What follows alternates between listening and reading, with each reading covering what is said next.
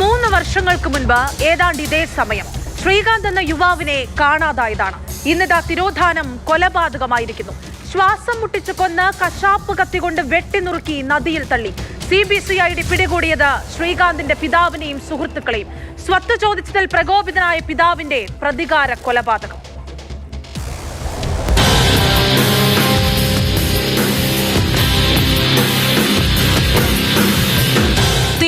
MGR Nagar സ്വദേശി ബാലമുരുകൻ, ഇയാളുടെ സുഹൃത്ത് അലക്സ് എന്നിവരെയാണ് യുവാവിനെ കൊലപ്പെടുത്തിയ കേസിൽ തമിഴ്നാട് പോലീസ് അറസ്റ്റ് ചെയ്തത്. കൊല്ലപ്പെട്ടത് ബാലമുരുകന്റെ മകൻ ശ്രീകാന്താണ്. ബാലമുരുകന്റെ ആദ്യ ഭാര്യയിലുള്ള മകനാണ് ശ്രീകാന്ത്. അമ്മയ്ക്കും തനിക്കും സ്വത്തിൽ അവകാശം വേണമെന്നാവശ്യപ്പെട്ട ശ്രീകാന്ത് ബാലമുരുകനുമായി വഴക്കുണ്ടാക്കിയിരുന്നു.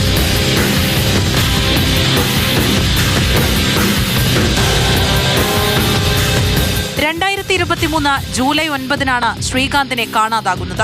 തന്നിലേക്ക് സംശയം നീളാതിരിക്കാൻ ബാലമുരുകനും മകനെ തിരയാനും പോലീസിൽ പരാതി നൽകാനുമൊക്കെ ആദ്യ ഭാര്യയോടൊത്ത് സഹകരിച്ചിരുന്നു. എന്നാൽ കേസിൽ കാര്യമായ തുമ്പൊന്നും ലഭിച്ചില്ല.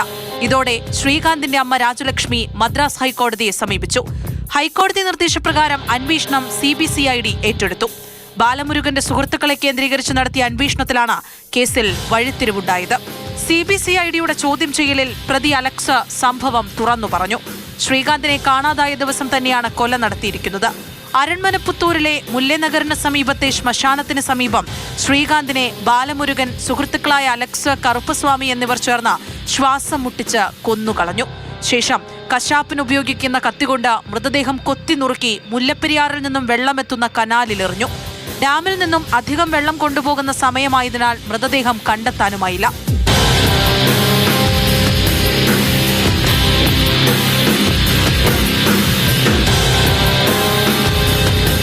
ശ്രീകാന്തിന്റെ മൃതദേഹം കൊത്തിനുറുക്കാൻ ഉപയോഗിച്ച 2 കത്തികൾ താമരക്കുളം ഭാഗത്തു നിന്നും കണ്ടെത്തി. കറുപ്പസ്വാമിയെ പോലീസിന് പിടികൂടാൻ കഴിഞ്ഞിട്ടില്ല. ഇയാൾക്കു വേണ്ടിയുള്ള അന്വേഷണം തുടരുകയാണ്.